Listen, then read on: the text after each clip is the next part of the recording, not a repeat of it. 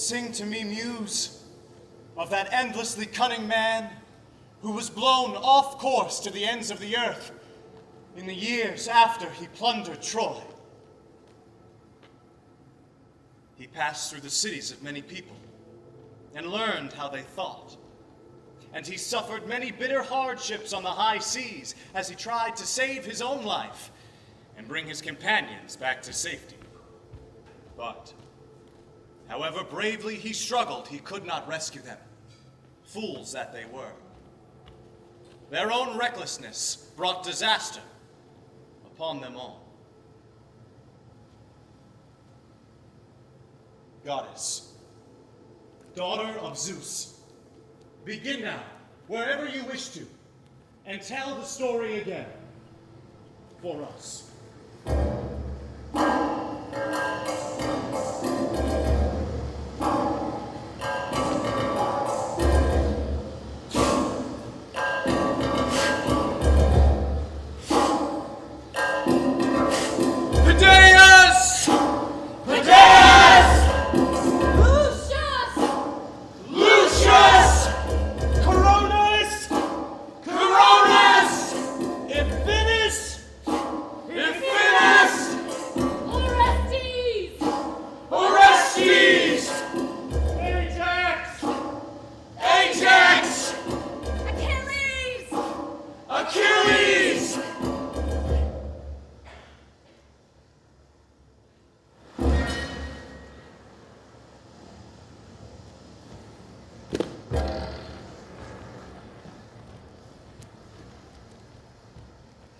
Stay here, good friends, while I take my crew and find out what kind of people live in this place. Are they savage and violent? Or are they good, law-abiding people who fear the gods and show proper kindness to strangers?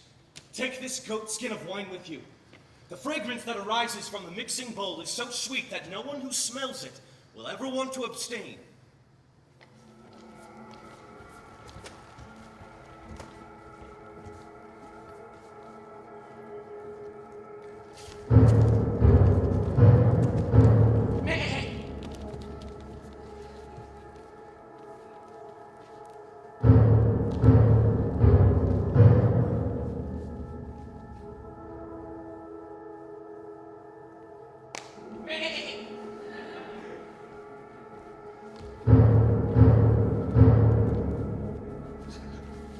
Stranger, who are you?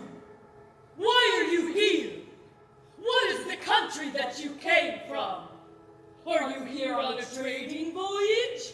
Or do you wander at random over the seas like pirates, risking your own lives and bringing ruin to other men? We are Achaeans, on our way back from Troy, but we have been blown off course by contrary winds. We are proud to declare that we belong to the army of Agamemnon, whose fame is spread all over the earth and up to heaven. But we have come here as suppliants, in the hopes that you will afford us your hospitality, as Zeus himself is the champion of suppliants and of strangers. Stranger, you are a fool, or you must have come from the ends of the earth if you tell me to fear the immortals. We Cyclopses care nothing for Zeus or any god, since we are much stronger than they. But tell me, where did you moor your ship? I knew that these words were a trick. My ship, she was destroyed by Poseidon, the Earthshaker, at the far end of your country. I and these men here barely escaped destruction.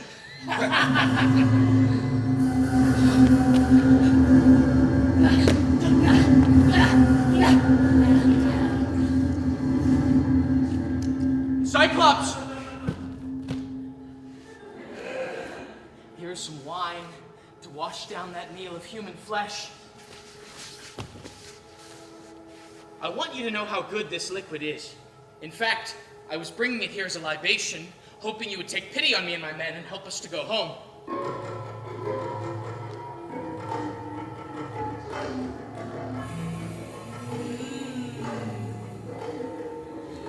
Give me more, I beg you, and tell me your name. want to give you something of value. Cyclops, you asked me my name, and now I will tell you. And you must give me that gift that you promised. My name is No Man. Good. This is the gift I give you. I will eat your companion before you, No Man. I will save you for last.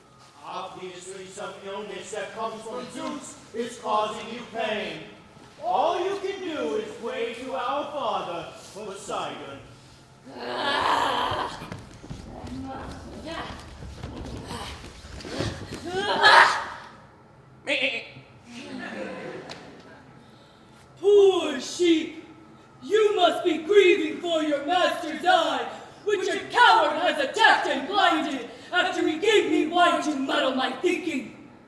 His name was No Man, and I swear to you he hasn't escaped me yet. If only you were endowed with reason as I am, and were able to speak, you could tell me where he's hiding. I would smash his skull and splatter his brains all over the cave, on the floor, on the walls, and my heart would have relief from the harm which that no good No Man has done me.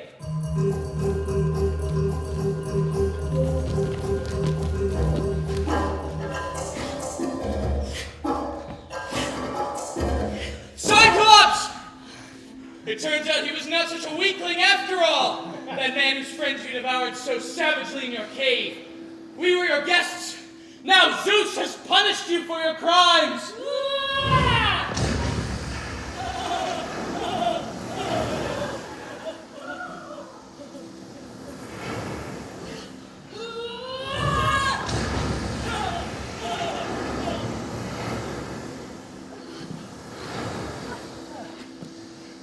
Cyclops!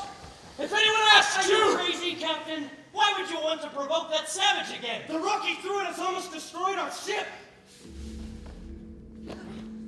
Cyclops, if anyone asks you about your eye and how it was blinded, say that the great Odysseus did it! It is true, then. The ancient prophecy that I would be robbed of my sight at the hands of Odysseus. I have always looked for a man of tremendous strength to arrive here, and the hero turns out to be some puny weakling who overthrew me with wine. But come here, Odysseus. I want to give you a present worthy of such a guest, and to urge Poseidon, the glorious shaker of the earth, to grant you safe passage on your way home. I am his son, and he is proud to say that he is my father, and he is the only god or man who can heal me, if that is his will. I wish that I were certain of taking your life and sending you down to Hades, as I am that even Poseidon can't heal your eye.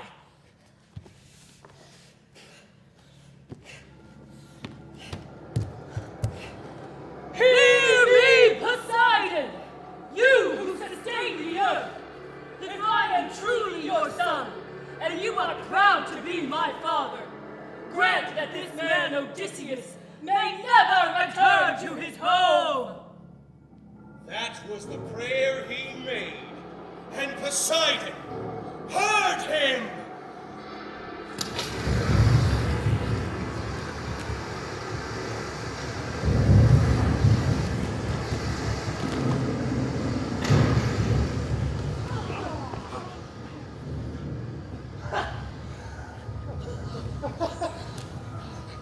I sacrifice to Zeus, son of Kronos, who is lord over the dark skies above. But Zeus doesn't accept my prayer. He's already planning the destruction of my ship.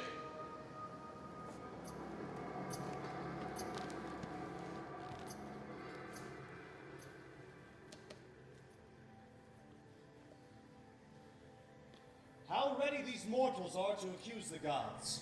They say that all evil comes from us, but their own recklessness brings them grief beyond what is fated.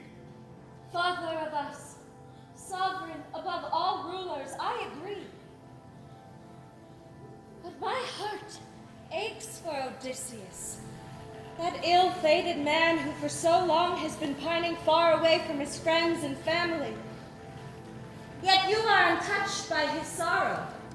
Didn't his many sacrifices at Troy win your approval? What do you have against him, Father, that you have made him suffer this way? How could you say such a thing, my dear child? I could never forget Odysseus, that excellent man who surpasses all mortals in wisdom. The truth is Poseidon, the Earthshaker, holds a grudge against him.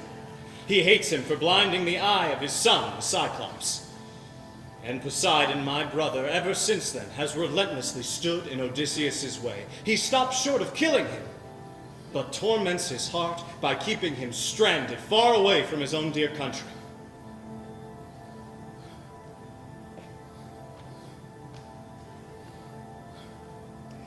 But it is now time.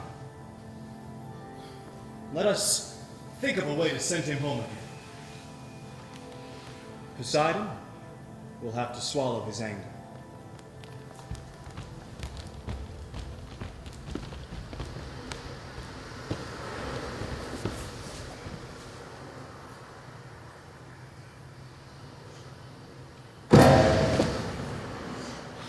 We've brought the ship close and moored her in the island's harbor without a sound.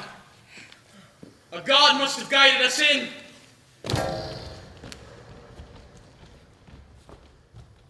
Listen, good friends. We don't have the slightest idea where we are now, but I saw smoke rising among the thick brush and woods.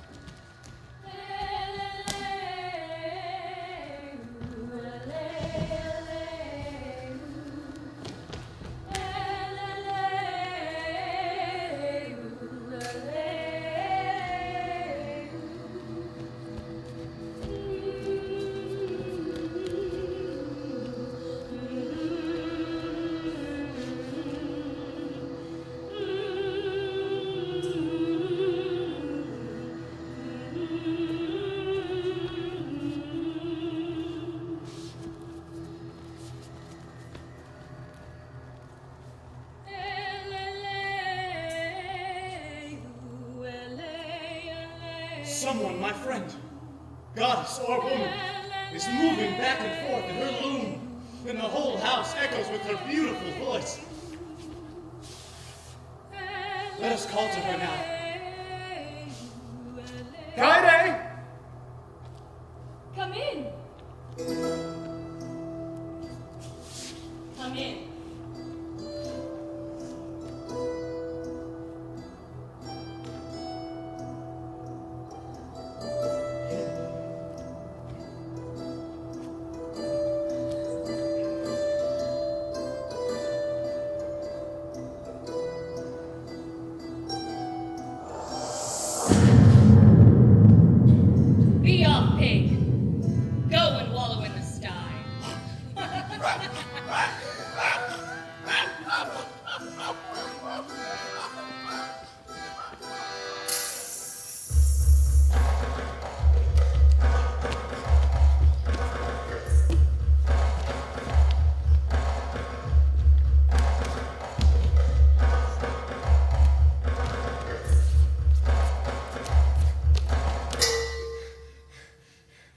through the woods just as you ordered us to, Odysseus. There we came upon a clearing with a most magnificent house, and someone, goddess or woman, was singing most beautifully. He called to her. She invited him in, and I never saw him again.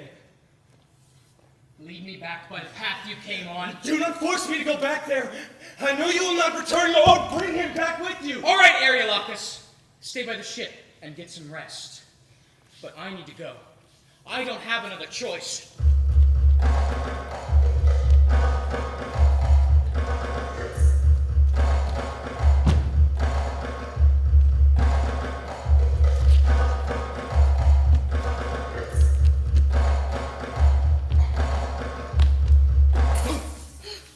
Where are you going, poor fellow?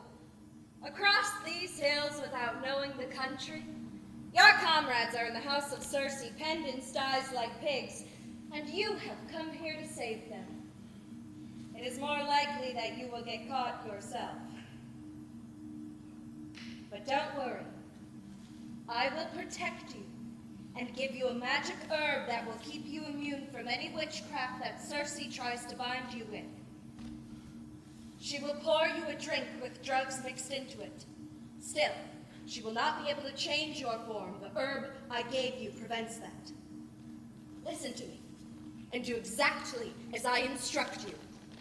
When Circe picks up her wand to tap you, draw your sword and rush straight at her as though you were going to kill her. She will be frightened and will ask you to go to bed with her. Don't refuse. If you want her to free your comrades and treat you well. But force her to swear by the solemn oath of the gods that they will no longer plot any further mischief against you. Or else, when she has you naked, she will do something that will destroy your courage, as well as your manhood.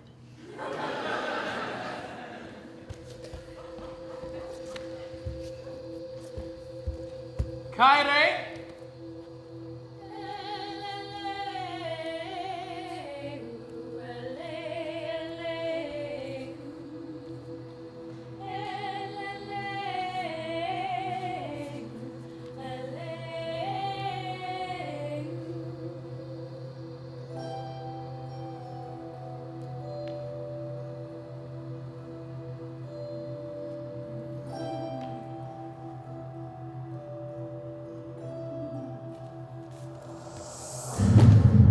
Be off, pig!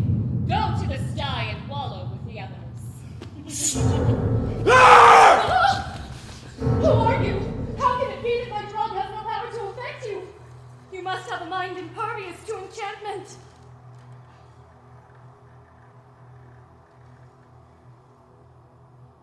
You must be Odysseus. That endlessly cunning fellow whom Hermes has told me about. He always said you would sail here on your way home from Troy. Put up your sword now, and come with me to my bed. And in making love, we will learn how to trust each other.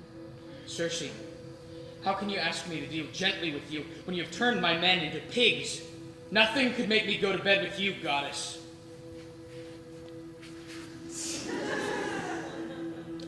Or, before I do, I demand that you swear an oath that you will not plot any further mischief against me.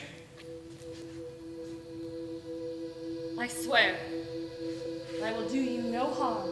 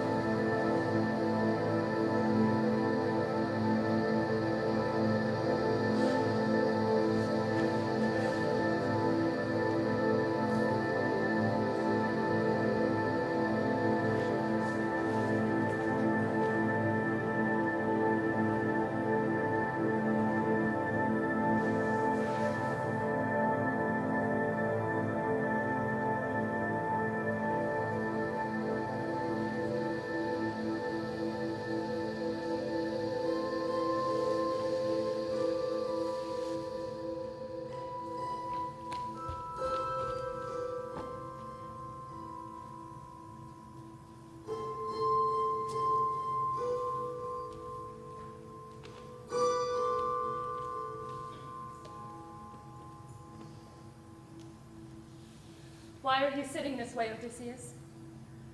Like a mute, gnawing your heart out and refusing to touch food and drink. Are you worried that I'll find another way to entrap you? You needn't be. I've sworn already I'll do you no harm. Circe, how could a decent man bear to eat or drink before he had rescued his comrades and seen them with his own eyes? But if you were truly sincere in what you just said, then set my men free and let me see them in front of you, safe and sound.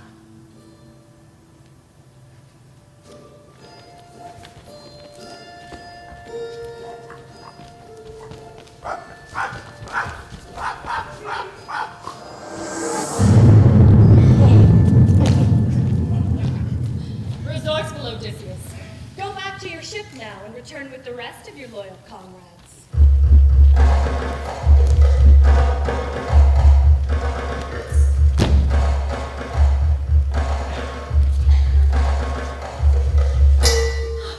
Sir, we are as happy to see you as if we were in Ithaca and now come home. But tell us of our comrades.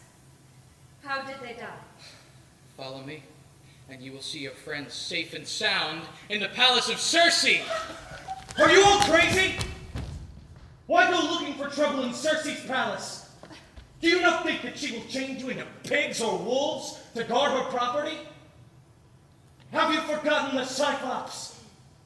Our friends went into his cave because of Odysseus, and it is because of his recklessness that they all died. As he speaks, I consider drawing my sword from his sheath and cutting his head off. Sir, let us leave this man to look after the ship while we follow you to the palace of Circe.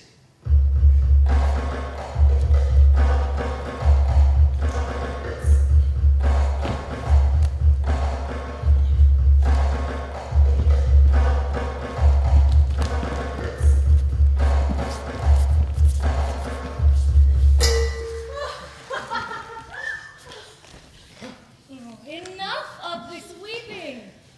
For I know how much you have suffered on the vast sea and from enemies when you landed. For you are all tired and discouraged, constantly brooding over the miseries you have encountered. But that's all over now. Stay here and refresh yourselves with my food and wine.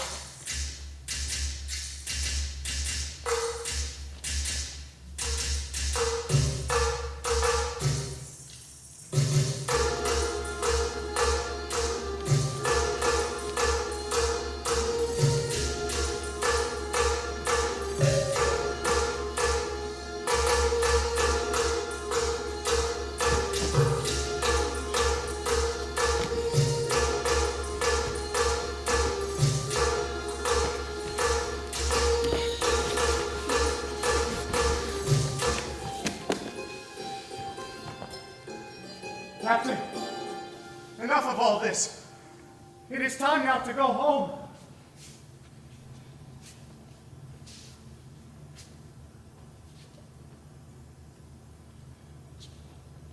Circe! Keep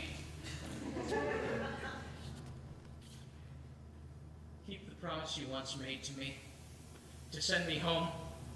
I am eager now to return, and so are my men. Resourceful Odysseus. You shouldn't stay in my palace if you don't want to.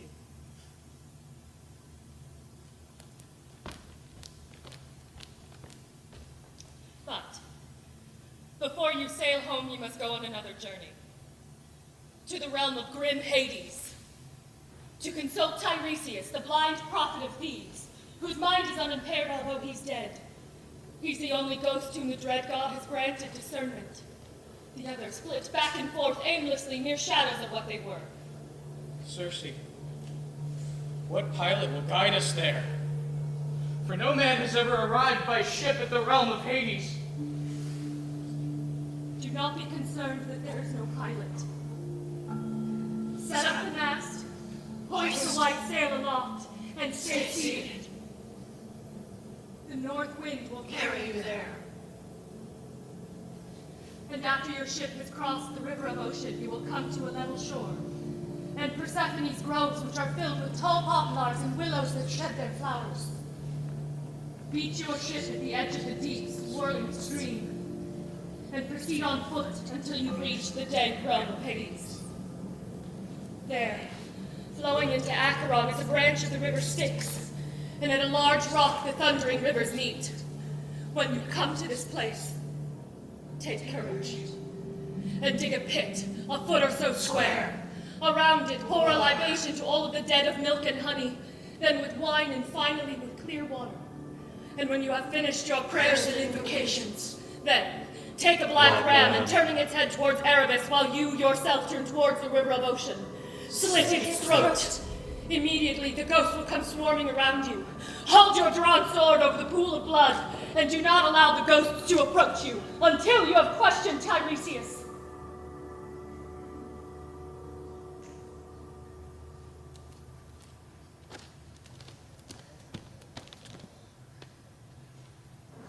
Get up! Up!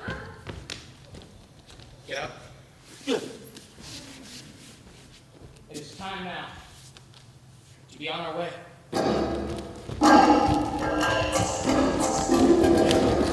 Dear friends, you must be thinking that we are on our way home to Ithaca. But first we must make the journey to the dark realm of Persephone and of grim Hades. And Circe, the dangerous goddess who talks to humans, sent them a favoring breeze. And they sailed to the edge of the ocean which circles the earth. There they landed.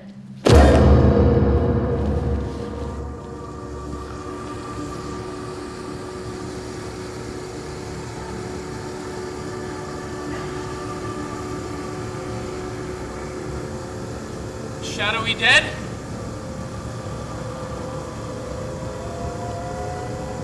I vow that as soon as I come home to Ithaca, I will heap the funeral pyre with rich gifts. And for Tiresias, I offer an all-black ram.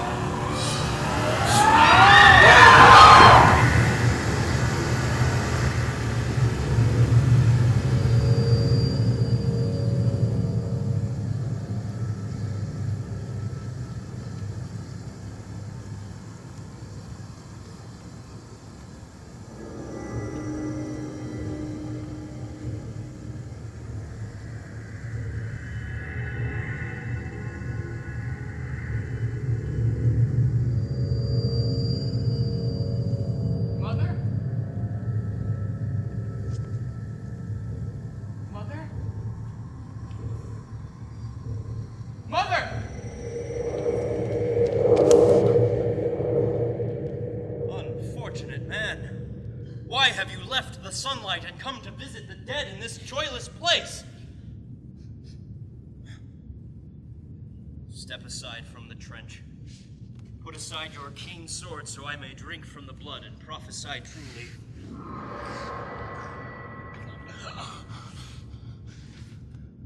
Odysseus, you seek a happy return, but one god will make it bitter for you. Poseidon, who is furious that you blinded his son. And yet, you may still reach home if you can take hold of your own desires. But if you cannot, then I predict the destruction of your ship and your comrades, and even if you yourself should escape, it will be a long time before you reach home in a wretched state on a foreign ship all alone. You will find your house filled with men. Arrogant men who attempt to devour your goods and win the hand of your wife as if you were dead. You will take revenge on these men. And later, an easy death will come to you from the sea. It will take you gently in your ripe old age. All this, I swear, will happen. Well, Tiresias, this must be the fate that the gods have spun out for me. Tell me about one thing, though. I can see over there the ghost of my dead mother, who is sitting speechless next to the blood and can't even manage to look her own son in the face or utter a word to me? What can I do, my lord, to make her see me and recognize who I am? The answer is easy. Whichever ghosts you allow to drink from the blood will speak to you, and they will tell the truth.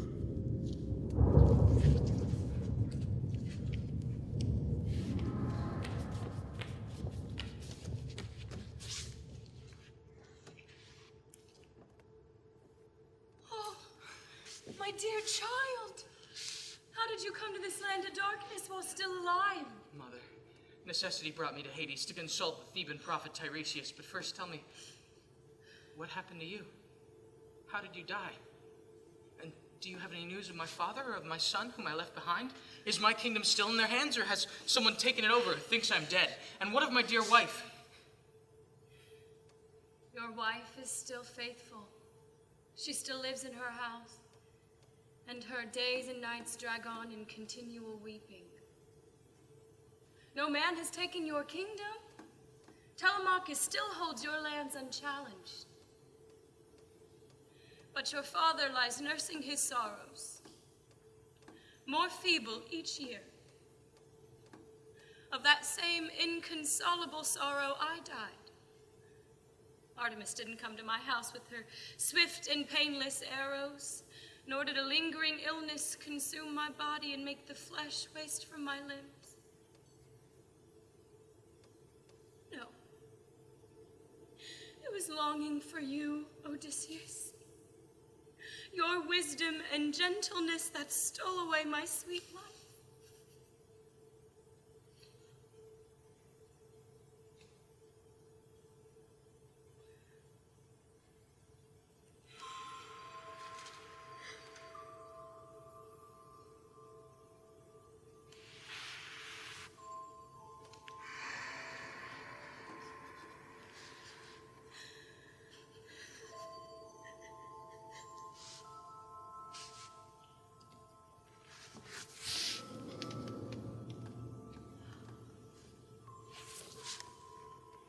Mother, why won't you stay here for me? Oh, my dear child, that is just what happens to mortals after they die. The sinews don't hold the flesh and bones together. When fire consumes the body and burns it to ash, the spirit slips out and flutters away like a dream.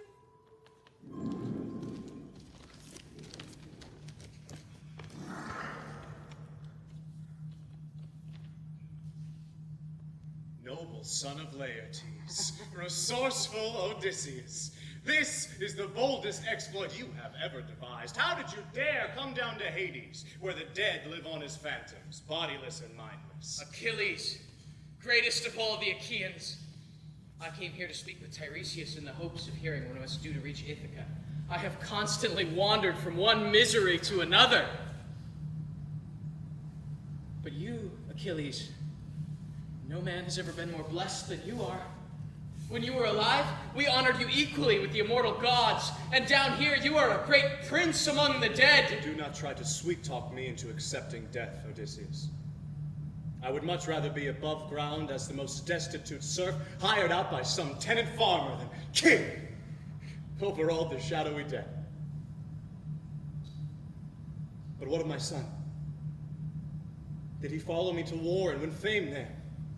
I brought him myself from Scyros to join the Achaean army.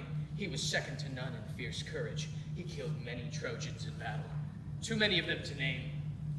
And further, when all the bravest men in the army were inside the wooden horse, with myself in command, and all the others were sweating and weeping with fear, not once did I see your son's face turn pale. On the contrary, he would beg me to let him climb from the horse for an attack. And after we had plundered the city of Priam, he boarded his ship, unscathed by a single wound.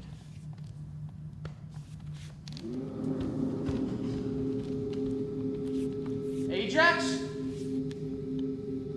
Are you still embittered that I defeated you in our competition when I was awarded the armor of Achilles? I wish I had never won. The prize wasn't worth it. since it brought such a noble warrior down to his grave.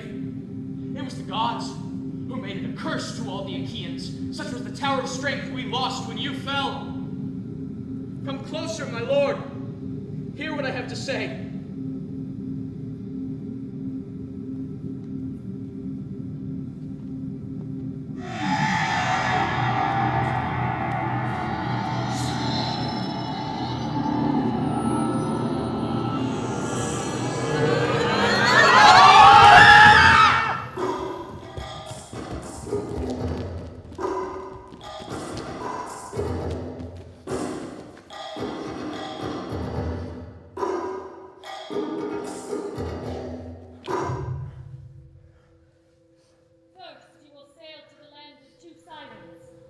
And anyone who in ignorance hears their alluring voices is doomed.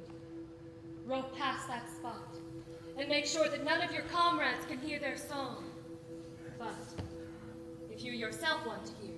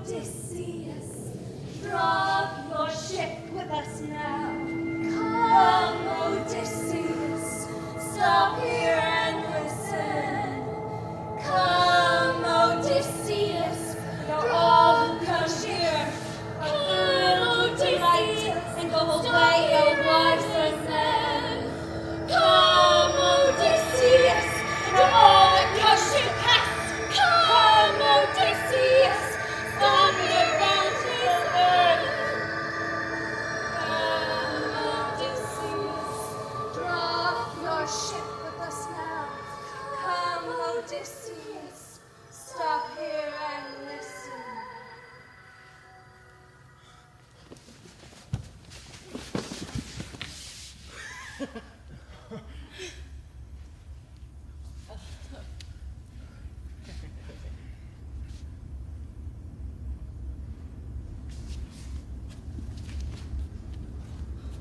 Charybdis is sucking down the salt water. Then the spray shoots up as high as the top of the cliffs. The thundering vortex. See the dark sands below. Keep to your seats now and strike the surf with your oars. Head for the cliff.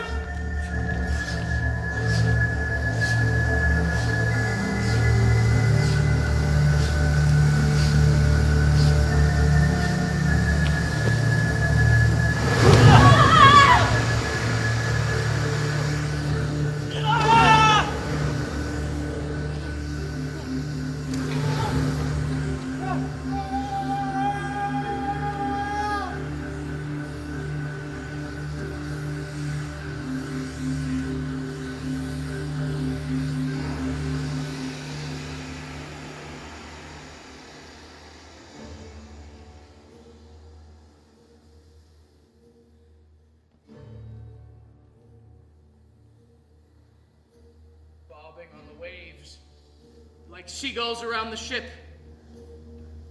The god blotted out their homecoming.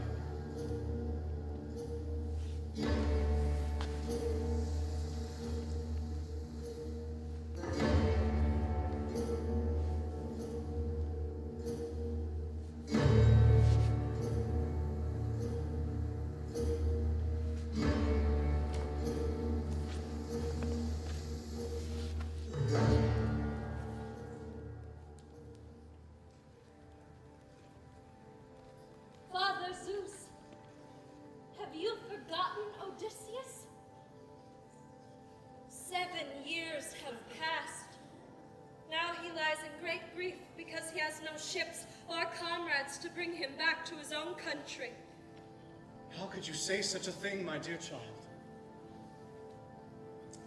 Odysseus must be allowed to return home, but not with the help of any gods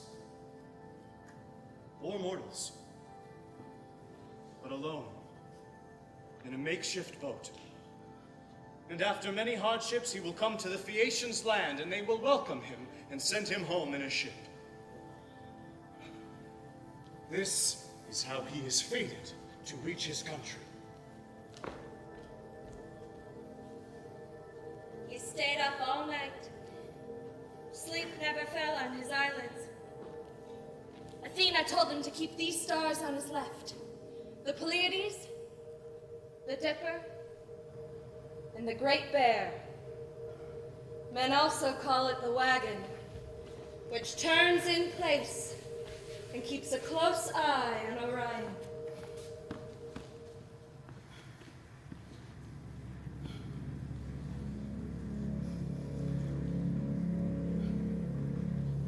Oh, no.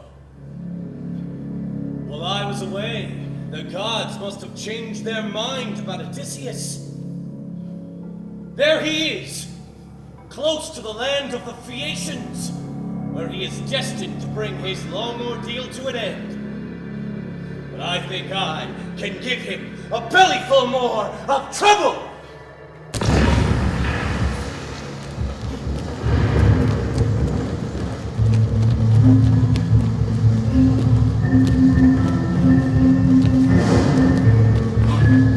What will become of me now? The winds from every corner of the earth are careening headlong towards me.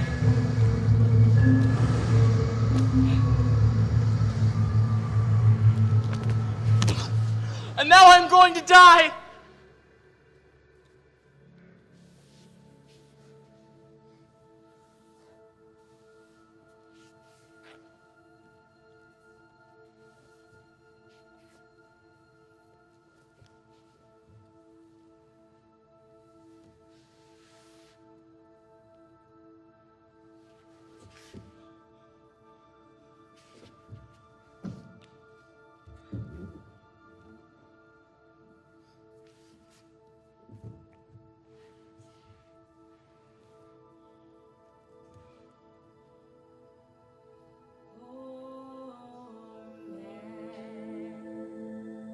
Why is Poseidon enraged at you? Take off these clothes and leave your boat to the winds and swim. Take this magic veil, it will protect you, and you will escape destruction. But once your hands make contact with land, untie it and throw it into the sea, and keep your eyes turned away. Keep your eyes turned away. Keep your eyes turned away.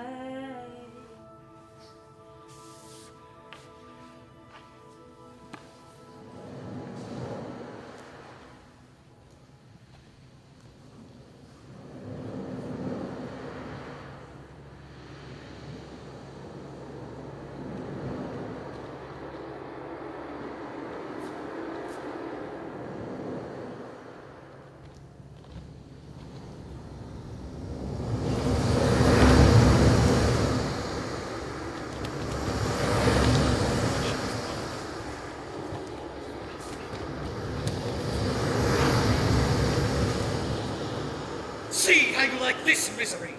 Thrash around and drift on the desolate sea for a while, until you manage to crawl ashore! But Athena decided to intervene and command all the winds but one to be still.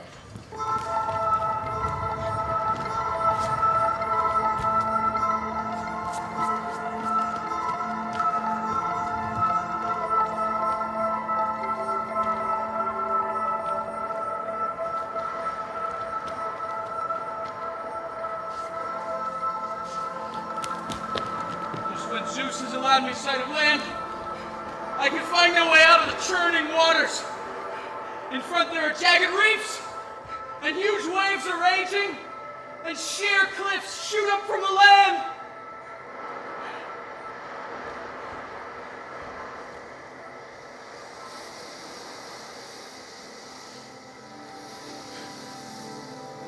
Grab a rock with both hands.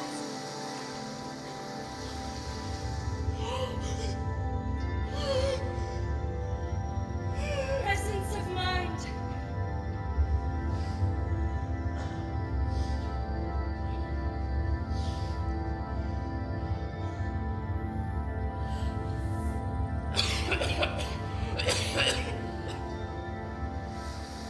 Clear of rocks. Shelter from every wind. Hear me now, Lord of this river, whoever you are. I have come to your waters most thankfully as I try to escape from the sea and Poseidon's malice. Have pity on me, Lord, and accept my prayer. Remember the veil.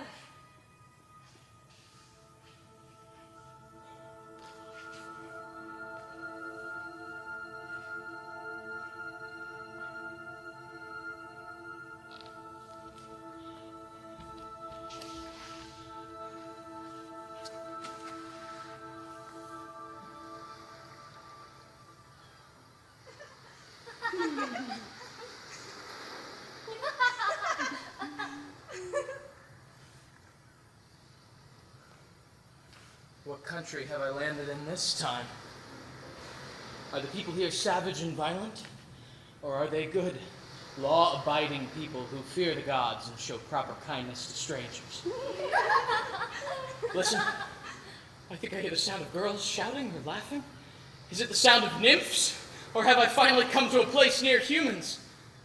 And the goddess herself decided to come up to him, taking the form of a young girl with a pitcher. My child, will you show me the way to the palace of your king? I am a long way from home, and I don't know a soul here. Of course, sir. I would be happy to show you to the palace of Odysseus, king of the Phaeacians. My own father lives quite near it. Just follow me, and please don't look at anyone, or talk to anyone, or ask anyone questions. The sailors here are not very friendly, and they don't give a warm welcome to strangers. All they trust are their ships, which sail the wide seas, a privilege from Poseidon. And indeed, their ships are as fast as birds' wings or thoughts. The first one you'll come upon is the queen. Her name is Arete. She has excellent sense, and her influence is so great that even among men she settles disputes. If you win her favor, you have every hope of returning to your own country and to those that you love. Here, sir, is the house in which he asked me to show you.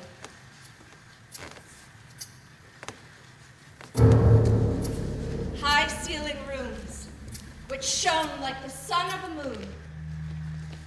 On top, a frieze of dark blue enamel. Golden boys stand on pedestals holding torches to light up the room.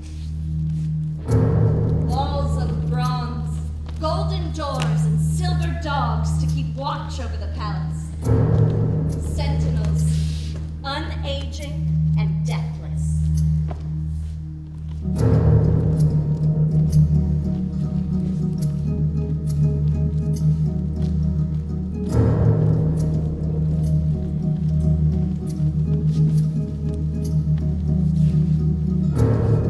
He walked wrapped in a thick mist that Athena had put around him. And when he threw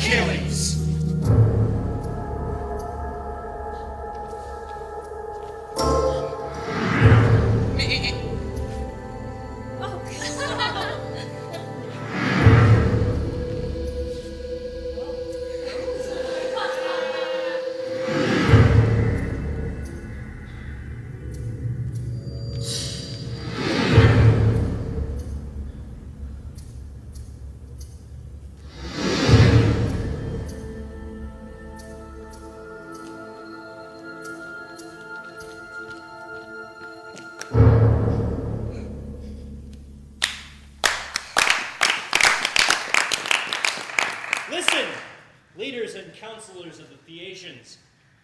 In the morning we shall meet to discuss how we might best give him what he asks for. An escort home.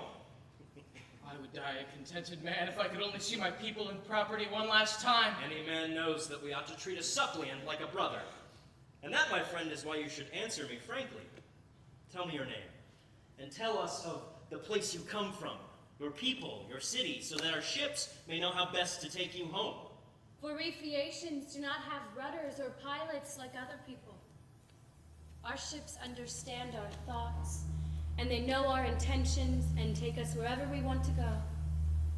They know every city and country in the whole world. Stranger, who are you?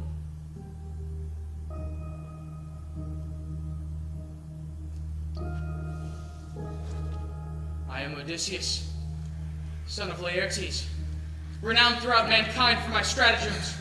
The place I come from is Ithaca, and I know no place that is sweeter than my own country. Although you have suffered much, Odysseus, I do not think you will have any more trouble, since you are in our good hands. Alcinous, most distinguished among all men.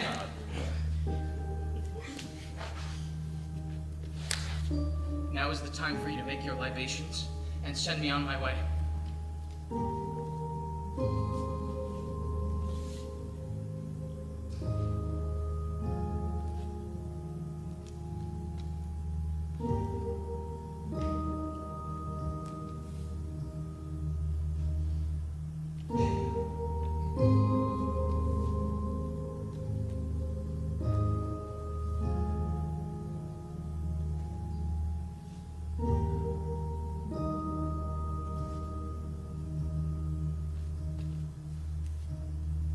I bid you farewell. Everything that I have wished for has been fulfilled.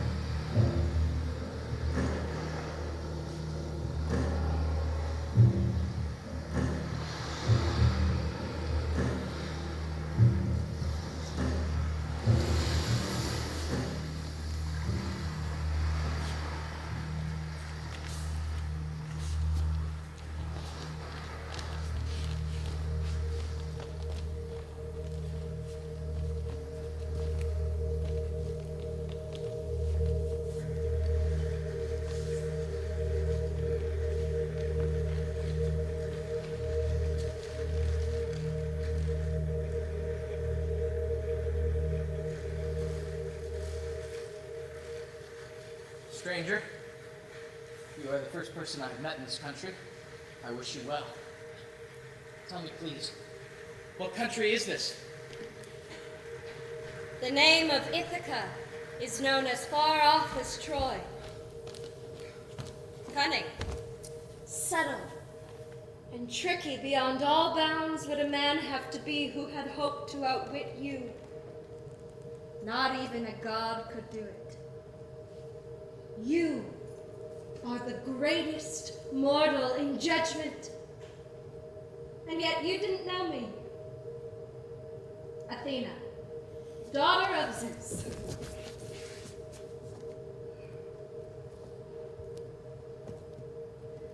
I have always been there beside you. I beseech you, goddess, tell me the truth. I cannot believe I am back home in Ithaca. Look. This is Phorcys Cove, the old man of the sea. And here is the olive tree at the head of the harbor. And this is the wide arching cave in which you so often made your sacrifices. Daughter of Zeus, I never thought that I would see you again. But now I am here before you, and I greet you with humble prayers. I promise to bring you offerings as in the old days, if you allow me to stay alive and allow my son to reach manhood. Courage! Don't let this trouble your heart. But now, it is time to figure out the best way to punish the men who for 3 years have taken over your palace. Stand by my side and fill me with strength and boldness. If you support me in battle, great goddess, I can face 300 men and slaughter them all. Certainly I will be with you when the time comes.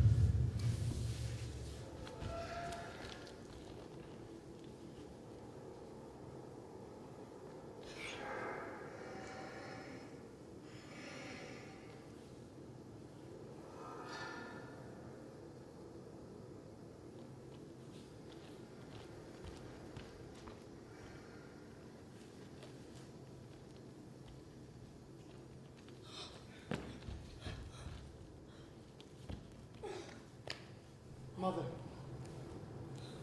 how can you be so cold and distant? Why aren't you sitting close to my father and asking him questions?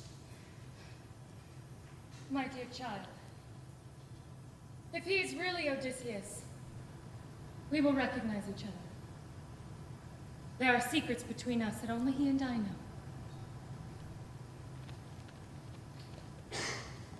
My dear, the immortals have made your heart stubborn. No other woman would keep aloof from a husband who, after so many hardships, had just come back to her. Nanny, prepare me a bed, and I will lie down alone in it, for her heart is as hard as iron. My dear, I'm not aloof. And my heart isn't cold. Come, Heraclea. Move the bed from the bedroom that he himself built, and make it up for it with soft sheets and blankets. What man dare move my bed? There's no man alive who's capable of prying that bed from its place. I built it myself, and a secret went into its making. There was an olive tree growing inside the courtyard, young and strong, and its trunk was as thick as a pillar. Around it, I built our bedroom. And when I had finished, I cut off the olive tree's top branches, made it into a bedpost, and fitted the other posts around it. This is the secret we had.